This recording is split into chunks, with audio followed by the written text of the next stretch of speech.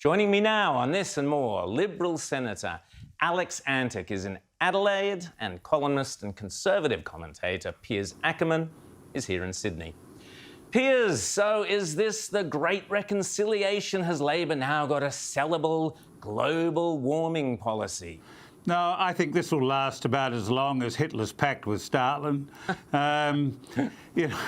You've got two pretty untrustworthy people agreeing for political purposes, trying to put a united front together, Rowan. But you know that Labor these days is really run by the inner city Greens. They'll try to throw a bone to the hard heads in the CMFEU and the AWU, people who actually work with their hands and don't eat, bagels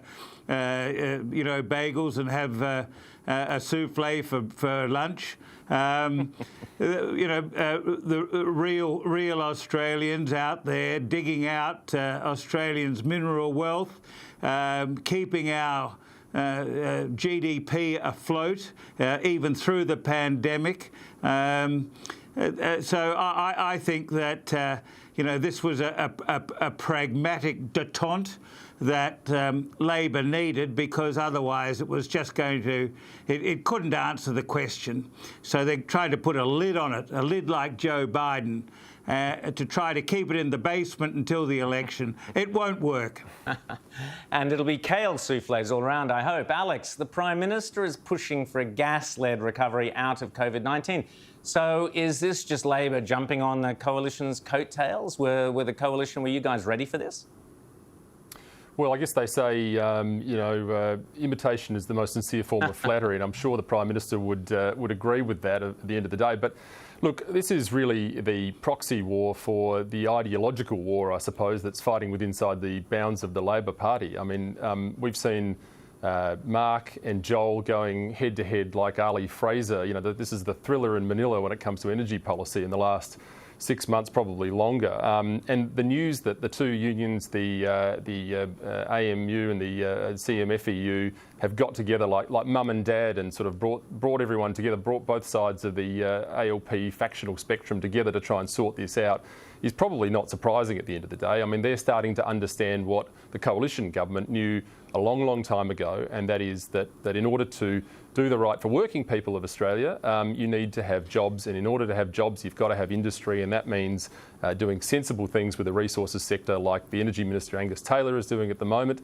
Look, I think it's a game of catch-up, but sadly, the coalition government is miles ahead in this space at the moment. Good stuff. Now, Dr. Mahathir Mohamad, Piers, Malaysia's two-time former Prime Minister, the recalcitrant bloke, as Paul Keating called him, he's put out a tweet. This is following the horror beheadings, decapitations in France. This clown has put out a tweet saying Muslims have a right to be angry and to kill millions of French people for the massacres of the past, just hours after a Muslim man killed 3 people outside a French church. What do you think of it, mate? A couple of things, Rowan, and I've got to disclose here that Mahathir offered me a job about 40 years ago, and I met with him and his family in his palace at the time. But this bloke is on a very, very, very dangerous course here, because he's legitimising these absolutely medieval, brutal attacks on innocent civilians. The last world wars, the Pacific and the European world wars, were non-denominational. The world thought that we had moved beyond the religious frenzies that characterised the emergence of Islam, when Islam came to the gates of Vienna and all of these sorts of things. And here is Mahathir and Erdogan of Turkey winding the clock back to the days of a saga-type battles between Crusaders and Saladin's troops in Damascus and in Jerusalem. And this is 2020.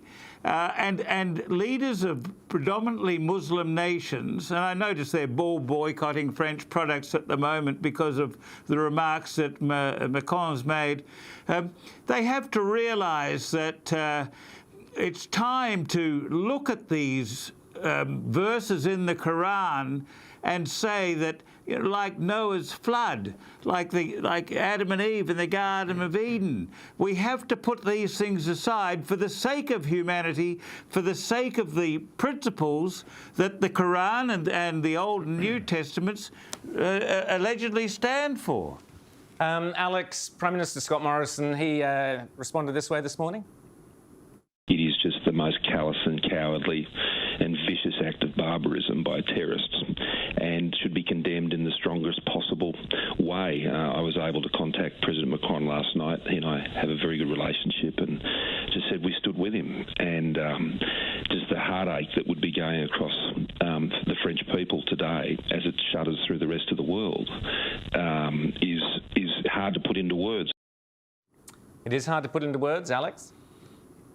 Well, it's hard. Yeah, it is. It's hard to put into words. It's hard to know what to say about this. I mean, you know, what's most frightening about this is I think this bloke was Prime Minister of the country until February of this year. He's 95 years old, and you can sort of see now why Paul Keating made the comments he did back in 1993. I mean, recalcitrant probably is a bit generous in light of those comments. These are serious, serious issues at the end of the day. We're talking about somebody who would be followed by millions and millions of people. Now, we know that, you know, the text message and the written word and tweets do have a habit of sometimes being misinterpreted sometimes. It's hard to know how you'd misinterpret this, and it's particularly hard to know how you'd misinterpret this when you look back to the history of form that this guy's got with Twitter. He's had a history of you know, making some pretty ordinary comments about the Holocaust and Jewish people generally.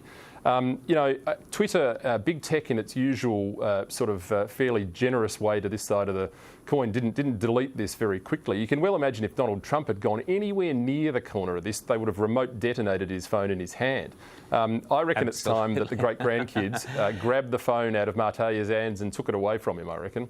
Yeah, just briefly, sorry guys, more trouble, speaking of former Prime Ministers, more trouble for former Prime Minister Kevin Rudd, the president of the International Peace Institute, which he chairs, has resigned after it emerged with borrowed money from Jeffrey Epstein. Alex, Rudd says he's been swift in dealing with it, but he's known about it for a year. What do you make of it, quickly? Well, speaking of people that should have the phone and the Twitter snatched out of their hands, I think dear old K. Rudd is one of those as well. Look, it's interesting that this has sort of, you know, come up now. I wonder if there's a petition maybe he could come up with for this that might, might sort of justify this. But the truth is, I think the really interesting part of this story is this increasing story about Jeffrey Epstein. I mean, he's given something over the years like $30 million of his money to charity. This story gets more and more intriguing. It does. Piers, your thoughts on it? Sorry, well, I think that Epstein used his money to grease wheels and make sure that he got through to very important people, and many of whom we now know took advantage of his generosity to fly to his private island and consort with underage girls. But for Kevin Rudd to you know, find virtue a year after the fact, people forget that this is the bloke who asked that a veil be drawn over his behaviour in a topless bar called Scores in New York.